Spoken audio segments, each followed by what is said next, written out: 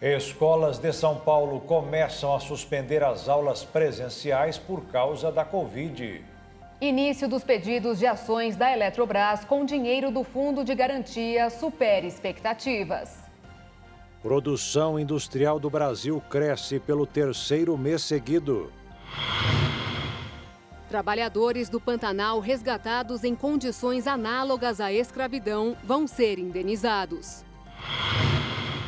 Buscas de vítimas de enchentes em Pernambuco são encerradas com 128 mortes. Acidente com trem na Alemanha deixa mortos e feridos. Príncipe Harry e a esposa Meghan lideram o segundo dia de festividades pelos 70 anos de reinado de Elizabeth II. E uma reportagem mostra o sucesso da técnica da harmonização facial, com custo bem mais baixo do que uma cirurgia plástica. Agora no Jornal das 22.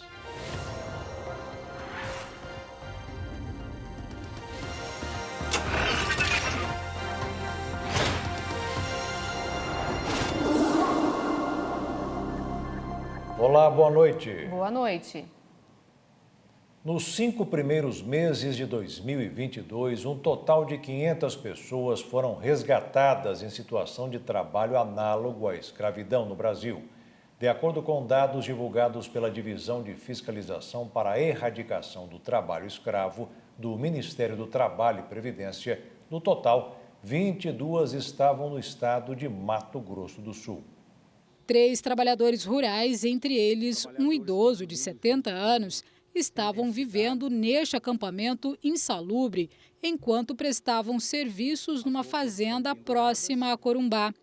O caso foi denunciado pela filha do idoso, que tirou as fotos e encaminhou para a Polícia Federal. A denúncia ela precisa chegar às autoridades competentes para a gente poder agir, fazer os resgates, né? Quer dizer, tirar essas pessoas dessa situação, poder fazer os pagamentos, poder fazer o reconhecimento dos direitos. Então, isso pode ser feito, como você disse, através de qualquer meio. O nosso telefone pode ser nas cidades mais próximas em que há uma autoridade policial, essa vítima, um familiar ou uma pessoa que conhece essa situação pode se valer. Se tiver condições de tirar fotos, fazer vídeos, hoje em dia os aparelhos de celular nos possibilitam, e isso acaba reforçando as provas realmente dessa situação e facilitam, inclusive, a chegada das equipes para fazer o atendimento desses trabalhadores. A ação ajuizada no final do ano passado resultou num acordo judicial.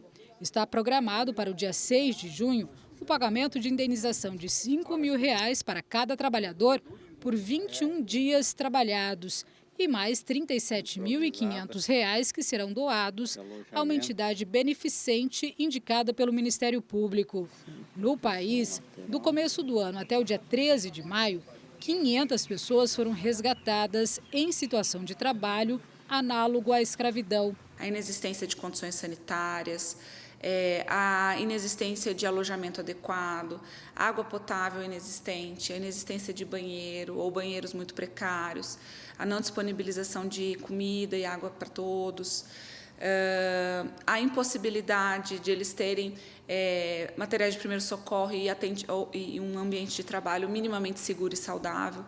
Quando há um conjunto de fatores que se somam, nós podemos levar ao conceito de trabalho degradante, que é o oposto de trabalho decente. No ano passado, o Ministério Público do Trabalho em Mato Grosso do Sul resgatou 81 trabalhadores em situação análoga à escravidão em 9 diferentes propriedades rurais.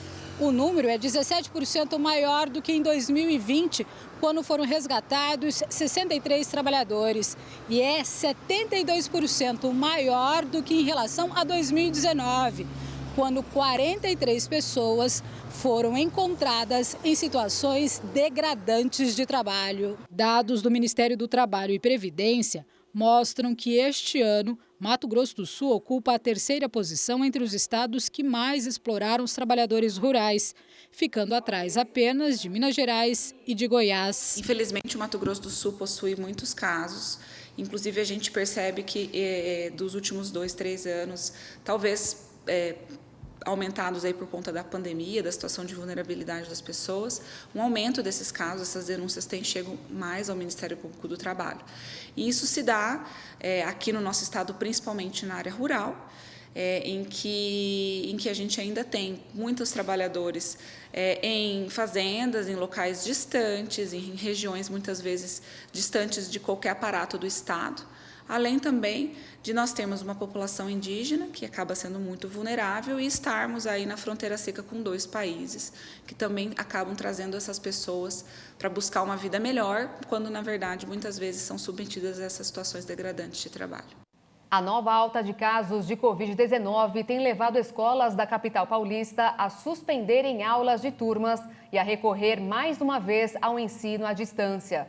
O efeito tem sido observado tanto em colégios particulares quanto em escolas da rede municipal. A pandemia de Covid piorou no estado de São Paulo ao longo das últimas semanas. No período de um mês, o número de internados pela doença subiu até 275% em hospitais privados do estado.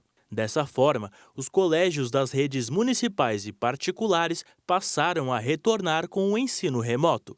O documento com as orientações para retorno seguro às aulas, divulgado no fim de março pela Prefeitura de São Paulo, prevê que, a partir do segundo caso de Covid na mesma sala de aula, pode-se recomendar o afastamento por 14 dias de todos os alunos, professores e funcionários. A medida vale para turmas dos ensinos fundamental, médio e de nível técnico ou superior. A Prefeitura de São Paulo acrescentou em nota que as áreas da saúde e educação fazem um trabalho conjunto visando o controle da transmissão da doença na comunidade escolar.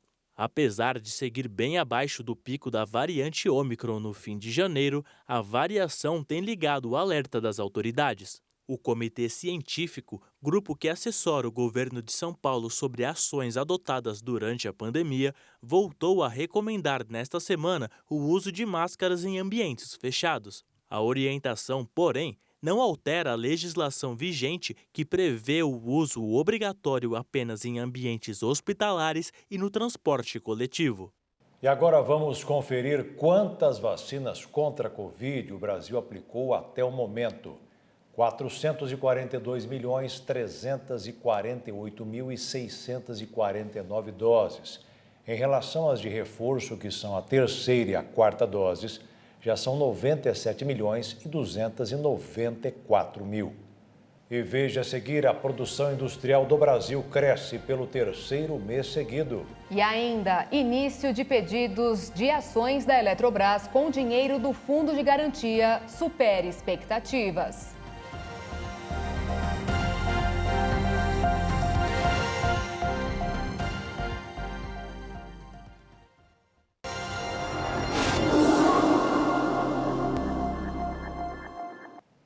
Começou hoje o prazo para os trabalhadores pedirem a compra de ações da Eletrobras com dinheiro do Fundo de Garantia. Logo no primeiro dia, a procura pelos papéis da estatal, que deverá ser privatizada no dia 30 de setembro, superou as expectativas. O governo espera arrecadar no total mais de 35 bilhões de reais. O valor mínimo para aplicação é de R$ 200 e é possível utilizar até 50% do saldo disponível na conta do FGTS. De acordo com o governo, a operação não representa a compra efetiva das ações, que vai ocorrer só quando for realizado o leilão da companhia elétrica. O procedimento, no entanto, é necessário para confirmar o interesse pelas ações da estatal. Segundo o governo, o trabalhador deve primeiro autorizar as instituições financeiras a consultarem os saldos do FGTS e depois efetuar a operação de reserva dos valores para aplicação nos fundos mútuos de privatização. O procedimento deve ser feito no aplicativo FGTS da Caixa Econômica Federal. Também no aplicativo é possível simular a aplicação do valor nos fundos mútuos. Segundo este economista, levando em consideração o baixo rendimento do FGTS, este tipo de investimento é válido e tem bons antecedentes. Mesmo assim, é preciso pensar bem e ter cuidado. Em passado recente, nos últimos 10 anos, aconteceram 2 casos. Um envolvendo ações da Vale do Rio Doce e outro envolvendo ações da Petrobras. Quem comprou ações da Vale do Rio Doce né, viu o capital multiplicar por 22 vezes. Quem comprou ações da Petrobras viu o capital multiplicar por 6 vezes. E quem manteve o dinheiro no fundo de garantia simplesmente dobrou em mais um pouquinho, ou seja, quase 2 vezes. Então, foi muito vantajoso para quem fez essa operação. Mas comprar ações é renda variável. Você não sabe o rendimento que vai ser e nem nós podemos prometer o rendimento. O investimento tem período mínimo de 12 meses. Ou seja, quem comprar ações da Eletrobras vai precisar esperar 1 ano para conseguir vender. E mesmo depois desse prazo, o dinheiro volta para o FGTS e só poderá ser sacado em casos tradicionais: demissão, financiamento de imóveis ou saques extraordinários permitidos pelo governo. O preço de cada ação na oferta será definido apenas no dia 9 de junho, um dia após o fim do prazo de reserva. Termina daqui a pouco, à meia-noite, o prazo para aderir ao parcelamento especial do Simples Nacional. O programa pretende ajudar pequenos negócios afetados pela pandemia de Covid. As micro e pequenas empresas e os microempreendedores individuais devem se apressar para pedir adesão ao programa de reescalonamento do pagamento de débitos no âmbito do Simples Nacional, o HELP. O programa permite que os empresários que tiveram seus negócios afetados pela pandemia de Covid-19 renegociem suas dívidas em até 15 anos. Todas as dívidas apuradas pelo Simples Nacional até o último mês de fevereiro podem ser parceladas. A adesão pode ser feita pelo Centro Virtual de Atendimento ao Contribuinte da Receita Federal, o EICAC, ou pelo portal do Simples Nacional. Os acordos de renegociação de dívidas prevêem descontos de até 90% nas multas e nos juros de mora e de até 100% dos encargos legais. Também deve ter desconto na parcela de entrada proporcional à perda de faturamento. Quem foi mais afetado pagará menos. Encerrando mais uma semana, o dólar fechou em queda, com o mercado de olho em dados sobre a produção industrial brasileira e o desemprego nos Estados Unidos. O recuo da moeda norte-americana foi de 0,20%, encerrando cotada em R$ 4,77 na venda. A Bolsa de Valores também caiu 1,15%, com 111.102 pontos. A produção industrial aumentou pelo 3º mês consecutivo, mas segue abaixo do nível pré-pandemia. A repórter Maria Clara Leite tem mais informações. A alta em abril foi de 0,1%. Essa é a 3ª variação positiva consecutiva do setor, que também cresceu nos 2 meses anteriores.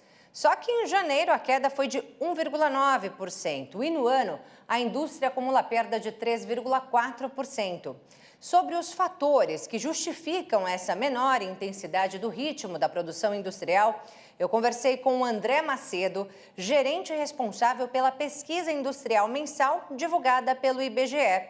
Acompanhe. Muito desse comportamento negativo do setor industrial no ano, como a gente pode ver no índice acumulado no ano, em que o setor industrial, nesses 4 primeiros meses de 2022, tem um recuo de 3,4%, ele está diretamente relacionado com fatores que atacam diretamente o ritmo da produção industrial, como o encarecimento dos custos de produção, o desabastecimento de matérias-primas, insumos para a produção do bem final, e também pelo lado da demanda doméstica, a gente observa também efeitos negativos, como, por exemplo, inflação em patamares mais elevados, o que reduz a renda disponível das famílias, a taxa de juros em elevação, que encarece as condições do crédito, e até mesmo no mercado de trabalho, em que a gente observa algum grau de melhora, de recuperação, ainda assim, sob a perspectiva da massa de rendimentos, essa não mostra avanço, inclusive ela fica aquém de anos anteriores. Então, esses fatores em conjunto, eles atuam muito para que a gente possa entender um setor industrial que ainda está 1,5% abaixo do patamar pré-pandemia, ou seja, fevereiro de 2020, e essa leitura também de um ano que ele está 3,4% abaixo do mesmo período do ano anterior. Então, são pontos importantes a serem levados em consideração para entender o setor industrial neste momento.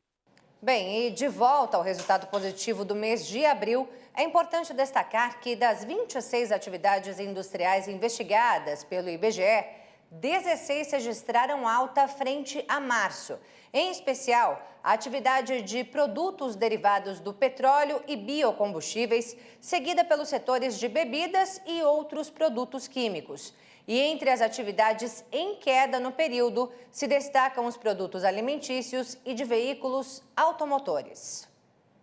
A comitiva brasileira, capitaneada pelo Ministério das Relações Exteriores, encerrou hoje a sua viagem a Angola. O grupo participou da 27ª reunião ordinária do Conselho de Ministros da Comunidade dos Países de Língua Portuguesa em Luanda. A solenidade foi conduzida pelo ministro das Relações Exteriores da República de Angola, o embaixador Tete Antônio. Fizeram parte das discussões representantes de Angola, Brasil, Cabo Verde, Guiné-Bissau, Guiné Equatorial, Moçambique, Portugal, São Tomé e Príncipe, Timor-Leste e do secretário executivo da CPLP, Zacarias da Costa. A comitiva do Brasil foi liderada pelo ministro de Estado das Relações Exteriores, Carlos Alberto Franco França, e teve a participação de parlamentares. O deputado federal Davi Soares deu detalhes sobre a pauta do evento. Os 9 países vão debater novos acordos, novas propostas de parcerias. Estamos aqui para dar o recado que do Congresso Nacional eles podem esperar a ratificação objetiva e o interesse do Brasil em aprofundar os laços sociais e econômicos com os países de língua portuguesa. Os ministros também falaram sobre o cenário pós-pandêmico, transformação digital, mudanças climáticas e globalização. O conflito entre a Rússia e a Ucrânia também gerou preocupações quanto à escassez de alimentos e à elevação de preços de insumos da cadeia alimentar. Os participantes também abordaram o intercâmbio cultural das nações de língua portuguesa, questões político-diplomáticas e direitos humanos. Os ministros integrantes da CPLP reafirmaram o compromisso com a democracia, com a imunização contra a Covid-19 e com a busca de soluções pacíficas para todos os conflitos. E veja a seguir, buscas de vítimas de enchentes em Pernambuco são encerradas. E veja também, acidente de trem na Alemanha deixa mortos e feridos.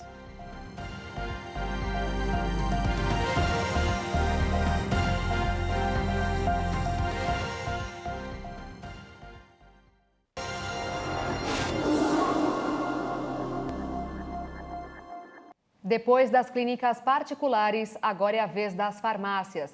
Aqui em São Paulo, uma drogaria vai começar a comercializar e aplicar doses da vacina AstraZeneca contra a Covid-19 a partir deste sábado. O celular desta farmácia em São Paulo não para de tocar desde que os clientes souberam da disponibilidade da vacina contra a Covid-19. Assim como aconteceu nas clínicas particulares de vacinação, as farmácias também vão poder comercializar as doses da vacina AstraZeneca contra a Covid-19. A venda foi liberada depois que o governo federal decretou o fim da emergência sanitária no país em abril. A ideia é que o setor privado possa contribuir para a melhora nos índices de vacinação, sobretudo das doses de reforço.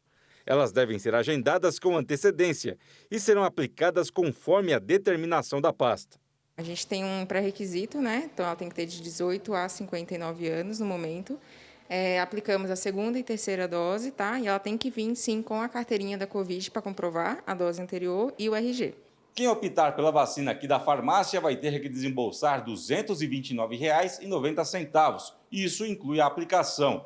Cada frasco possui 10 doses, que devem ser aplicadas em até 48 horas. Agora a gente está atingindo várias faixas etárias, né? Então eu tenho pacientes aí já com 80 anos, 60, pessoas que vão tomar ainda a terceira dose, que têm interesse na AstraZeneca, né? Que estão na faixa aí de 30, 40 anos. Segundo a Anvisa, as vacinas autorizadas no Brasil estão aprovadas somente para as indicações que constam em bula, incluindo a faixa etária e doses indicadas. O órgão disse ainda que, fora das indicações da bula, esse uso deve ser baseado em evidências científicas e sustentada na responsabilidade do médico que vai prescrever a dose. Nós entramos em contato com a Associação Brasileira de Farmácias e Drogarias, mas a entidade preferiu não comentar o assunto. Nas últimas 24 horas, o Brasil contabilizou 43 mortes e 36.089 novos casos de Covid, de acordo com o Ministério da Saúde. Dos mais de 31 milhões e 137 mil diagnósticos, mais de 30 milhões e 102 mil pessoas se recuperaram e mais de 365 mil seguem em acompanhamento. Os estados vão ter que racionar a vacina BCG, que é aplicada para as crianças como prevenção à tuberculose. Uma circular do Ministério da Saúde informou que a única fábrica autorizada a produzir o imunizante, que fica no Rio de Janeiro, foi interditada pela Anvisa por problemas técnicos. Por isso, o número de doses cairá de 1 milhão para apenas 500 mil pelos próximos 7 meses. Os estoques de sangue continuam críticos no Hemocentro de Mato Grosso do Sul e, geralmente, nos meses de junho, julho e agosto, as doações chegam a cair até 80%. Por isso, o Junho Vermelho é uma aposta de atrair a população, ainda mais agora com a diminuição do peso mínimo para quem quer ajudar a salvar vidas. O Junho Vermelho começou com os estoques em baixa no Hemosul de Campo Grande. O negativo, que a gente está com pouco mais de 10%, também o O positivo, o A positivo e o B negativo.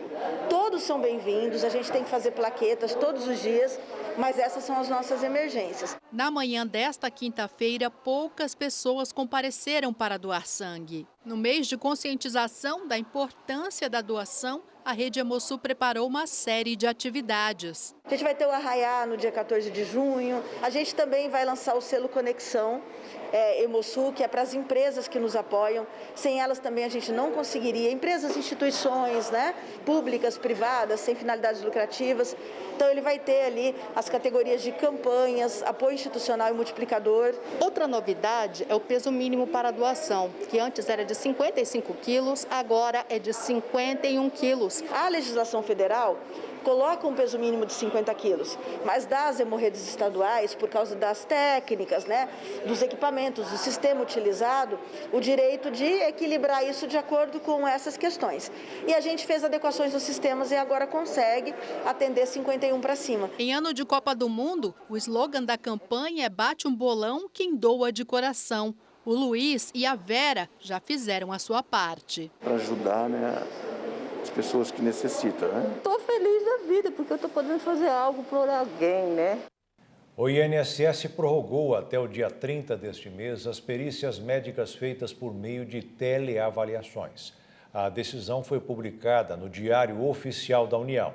A medida é um teste para comprovar a eficácia da metodologia, que ajudaria a acabar com as filas de pessoas que precisam passar por um perito.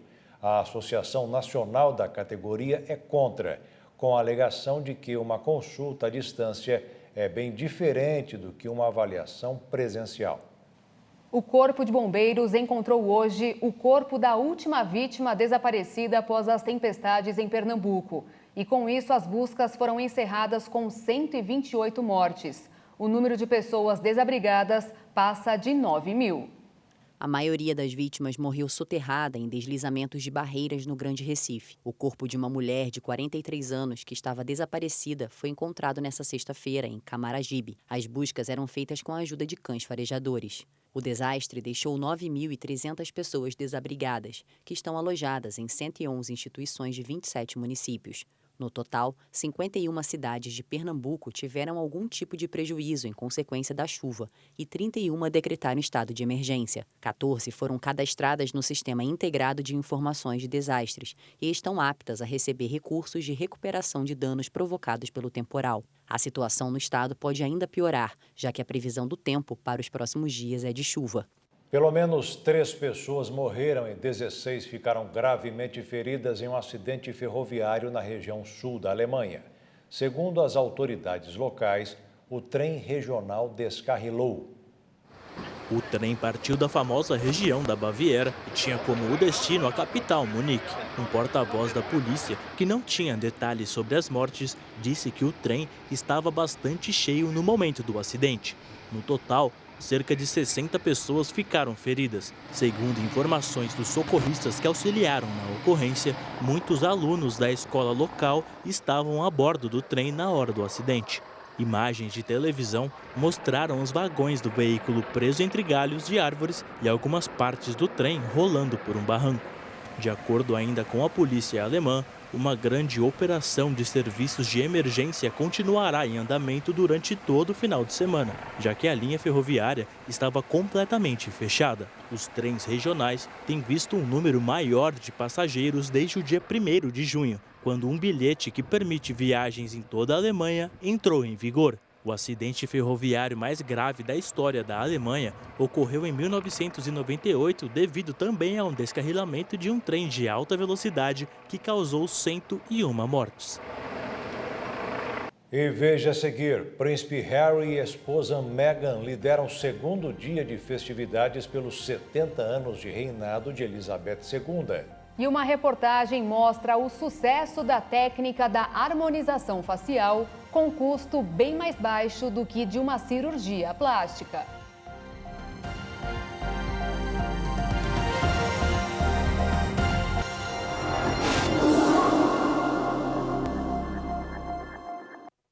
A saga do bilionário Elon Musk na tentativa de comprar a rede social Twitter segue para um novo capítulo.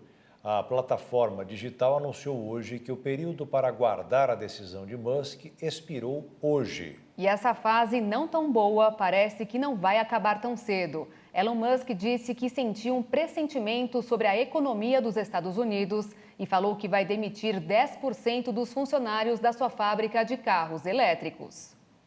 De acordo com a lei norte-americana, agora a aquisição da empresa pelo bilionário que fez uma oferta de 44 bilhões de dólares precisa passar por outra análise para ser concluída.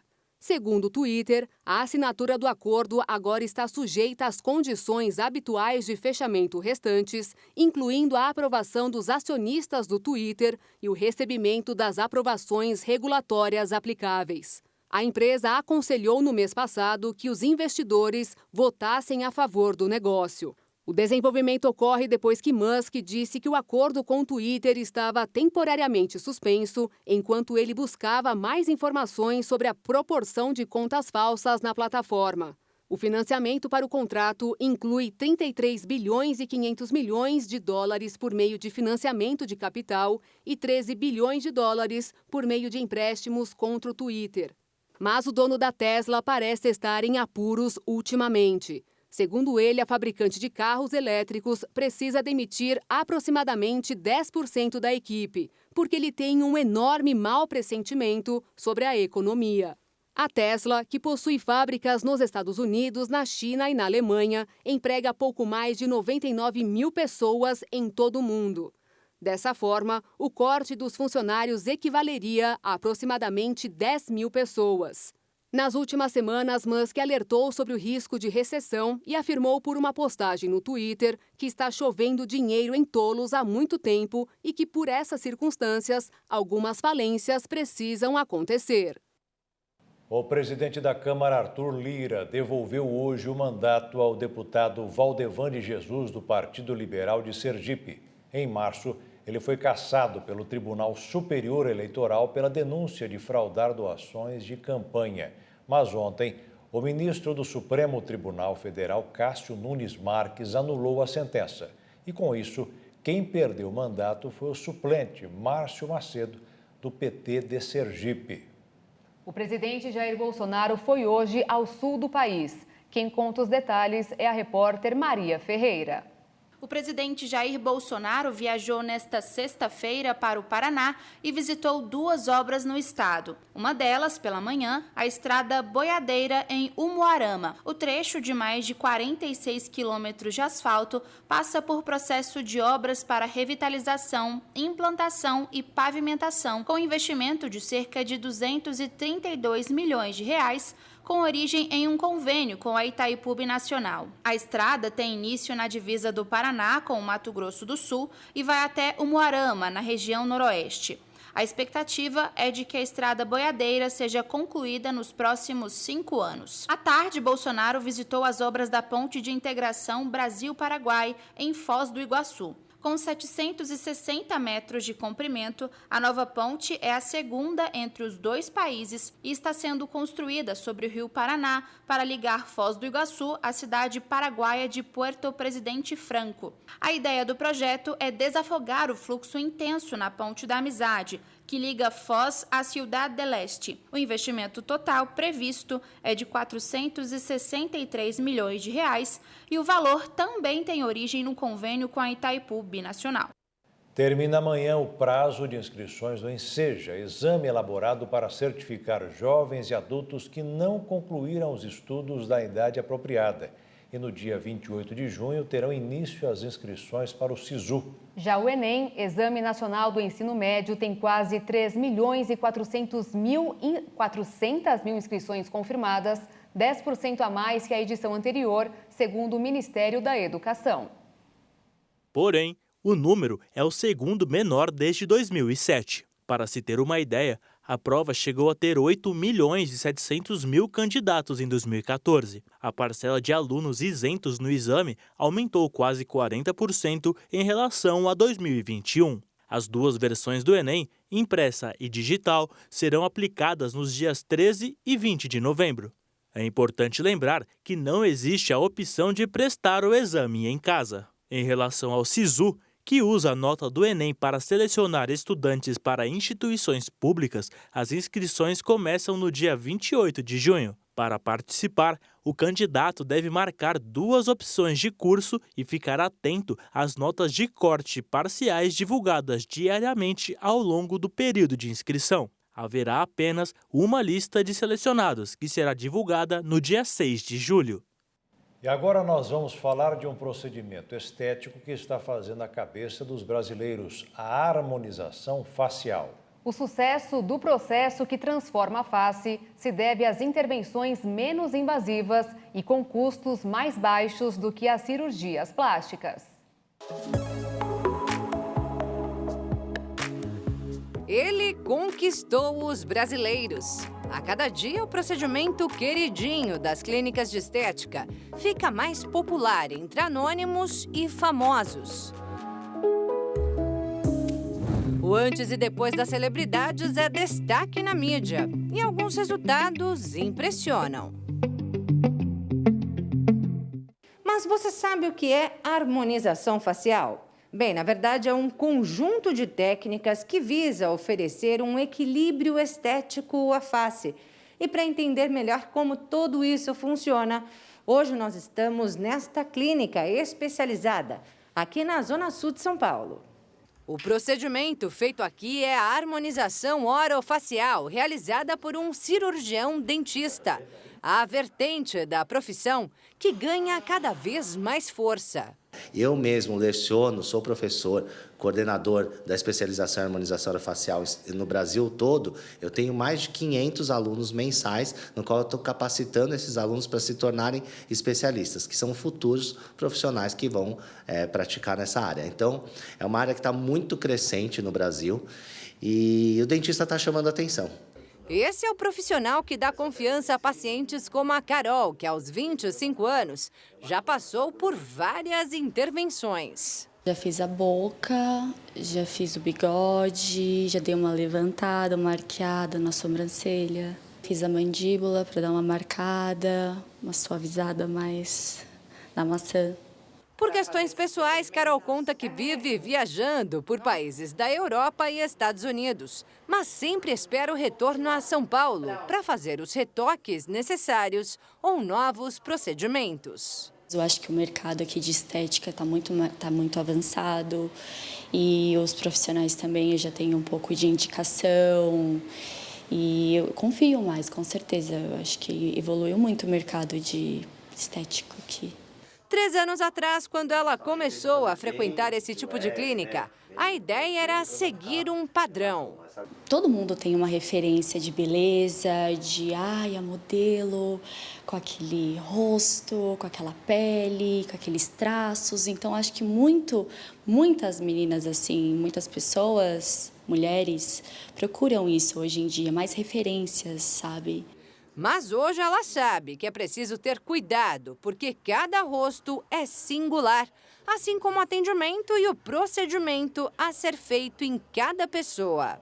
Cada um tem seu processo de envelhecimento, cada um tem seu desejo, a sua expectativa, tipo de pele, vai sofrer interferência de tudo, interferência genética, uma série de fatores aí estão envolvidos, só vindo aqui para saber mesmo, tem que ser muito personalizado esse tipo de tratamento. Para chegar ao equilíbrio de cada rosto, são várias as intervenções realizadas.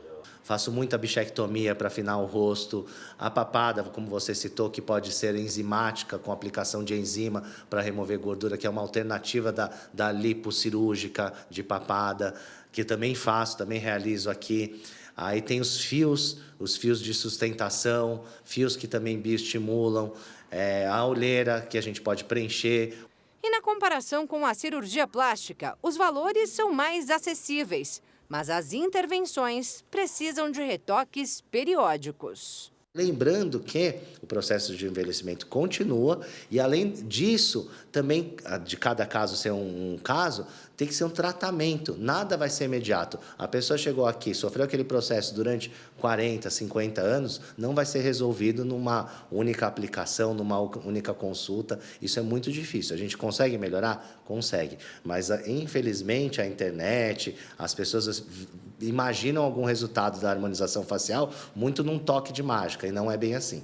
Só que nem todo o resultado agrada. A boa notícia é que dá para voltar atrás, mas depende do produto utilizado. Existem procedimentos, materiais utilizados que não conseguem reverter e alguns outros materiais que conseguem reverter, como, por exemplo, o ácido hialurônico é um preenchedor que a gente consegue reverter. Atualmente, mais de 80% dos profissionais utilizam do ácido hialurônico, os profissionais, eu digo, que atuam nessa área, então conseguem reverter o procedimento. Por N motivos, ou porque a pessoa não gostou, ou porque aconteceu algum tipo de intercorrência e tem que retirar o produto. O cantor Lucas Luco, por exemplo, reverteu o procedimento porque estranhou o resultado. Nas redes sociais, ele se declarou satisfeito por ter voltado a se reconhecer depois que o rosto voltou ao normal. A Carol também já exagerou na dose. Passei um pouco do limite na mandíbula um tempo atrás. Eu acho que preencheu muito, teve muito produto, mas não foi nada grave assim que pudesse consertar. É importante tomar cuidado, ir com calma, fazer alterações sem mudar a essência e, claro, seguir a recomendação do especialista. É interessante procurar saber o que o profissional está utilizando, se ele sabe utilizar, por que está utilizando, se ele é capacitado para isso, quanto tempo ele realiza esse procedimento, se ele é especialista ou não, qual o material que ele está usando, até a marca do material, se está conceituado, se tem Anvisa ou não. Tudo isso é muito importante, são dicas para o paciente que hoje em dia é muito fácil de pesquisar. Mais do que estética, segundo o dentista, a harmonização facial chega para transformar também o interior das pessoas. Está até relacionado até à saúde, né? O bem-estar psicológico do paciente, né? Da população de uma maneira geral. Então, a harmonização não é só para deixar mais bonito, mas também para deixar mentalmente mais saudável. No segundo dia de comemoração ao Jubileu de Platina de Elizabeth II, a rainha anunciou que não irá comparecer à corrida de cavalos de Epsom programada para amanhã. Ontem mesmo ela já havia cancelado sua participação nesta sexta-feira. Ainda assim, as festividades continuaram. Essa será a terceira vez desde que subiu ao trono que a rainha não comparecerá ao evento. Representantes da monarca informaram que ela está bem e deverá assistir a corrida pela televisão no Palácio de Windsor. A saúde de Elizabeth vem preocupando os britânicos pelo fato de não ser o primeiro evento que a rainha é obrigada a cancelar nos últimos meses. Recentemente, ela não compareceu ao tradicional discurso de abertura do Parlamento Britânico e foi vista em público poucas vezes desde que passou uma noite no hospital em outubro do ano passado por uma questão de saúde não especificada. Mesmo sem a presença de Elizabeth, o príncipe britânico Harry e sua esposa Meghan chegaram entre vaias e aplausos para participar de um evento religioso.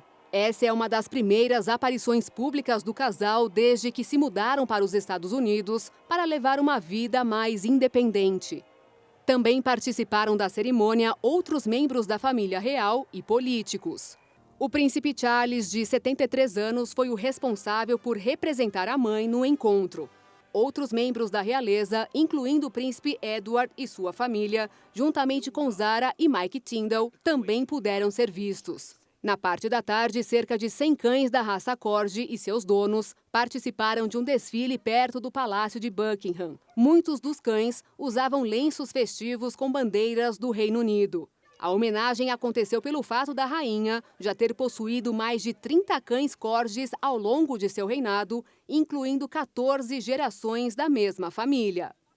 Ainda falando sobre as comemorações do Jubileu de Platina, o primeiro-ministro do Reino Unido, Boris Johnson, foi vaiado ao chegar ao evento religioso da monarca em Londres, acompanhado de sua mulher. No início do ano, os jornais locais revelaram que ele participou de festas e reuniões privadas enquanto seu país inteiro estava sob severo lockdown, com a população confinada em casa. O escândalo, que ficou conhecido como Partygate, levou a pedidos para que o premier renunciasse. No parlamento, ele pediu desculpas e admitiu o erro, mas alegou que se tratavam de compromissos oficiais. Johnson chegou ao poder em 2019 com a promessa de completar a saída do Reino Unido da União Europeia, mas seu governo tem sido marcado por uma série de controvérsias e erros nos últimos meses. Pesquisas mostram que sua popularidade despencou e um número crescente de parlamentares de seu próprio partido tem pedido para que ele renuncie, com especulações de que ele poderia enfrentar um desafio de liderança. Uma nova espécie de dinossauro foi descoberta em Ibirá, no interior paulista, onde já foram localizadas outras espécies em anos anteriores. É um titanossauro com tamanho de um pônei que possui características diferentes de outros dinossauros. Trata-se de uma espécie herbívora conhecida pelos longos pescoços. Neste caso, o fóssil é menor e o tamanho pode ser comparado com o de um pônei. Algumas características são semelhantes à dos pássaros e servem para auxiliar no voo e também para controlar a temperatura do corpo, que seria a função principal para a nova espécie de dinossauro que viveu no período Cretáceo há 80 milhões de anos. A descoberta faz parte de uma pesquisa que envolve diversos paleontólogos e começou há alguns anos, mas ainda não há data para a publicação científica. Por isso, o nome da nova espécie e foto do fóssil não foram divulgados. Ibirá já foi cenário de descobertas de outras espécies de dinossauros. Uma delas foi o Thanos simonatoi, uma espécie carnívora cujo fóssil foi encontrado no município em 2018. Em 2020, uma tartaruga de 15 a 20 centímetros de comprimento, que conviveu com dinossauros e crocodilos famintos, também foi encontrada na cidade. O inverno ainda nem chegou ao país, mas já marcou presença, favorecendo o surgimento de alergias, gripes e resfriados. E é bom saber que os animais também sofrem com esse tempo mais frio. Veja na reportagem como fazer para cuidar do seu pet. Clima frio, chuva. Pode até não parecer, mas os animais também são sensíveis e ficam vulneráveis durante o inverno. Os sintomas gripais nos animais são extremamente semelhantes aos dos humanos. Tosse, febre, coriza e espirros estão entre os principais sintomas de que algo não está certo com seu cãozinho. Frágeis que são, para garantir que os nossos patudinhos tenham uma saúde de ferro, é importante manter o cronograma vacinal em dia. Porque o vírus da gripe canina, ele é altamente contagioso.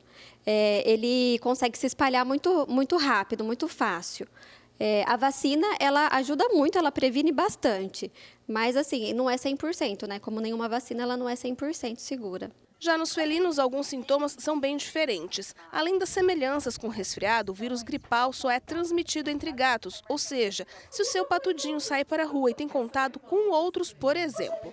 Para esta especialista em felinos, medidas e cuidados devem ser tomados como uma doença qualquer. O problema do felino é que, assim, de acordo com a evolução da espécie, eles aprenderam a esconder sintomas, né? Porque no ambiente livre eles seriam predados, né? Embora eles sejam predadores também, eles seriam predados se eles demonstrassem a fraqueza deles, né? Então eles aprenderam a esconder sintomas. E aí cabe ao médico veterinário, né, que se especializa na espécie, saber decifrar os sinais, né, de dor, de desconforto, de estresse. E aí a gente procura o diagnóstico a partir disso. O importante mesmo é lembrar de deixar em ordem o cronograma vacinal dos seus pets e, diante de qualquer sintoma expressivo, procurar a ajuda de um médico veterinário. Afinal, os patudos merecem todo o nosso amor, carinho e respeito. E o Jornal das 22 termina aqui. Obrigada pela sua companhia, um ótimo fim de noite e fim de semana para você. Se cuida e até segunda. Boa noite, fique na paz. Tchau.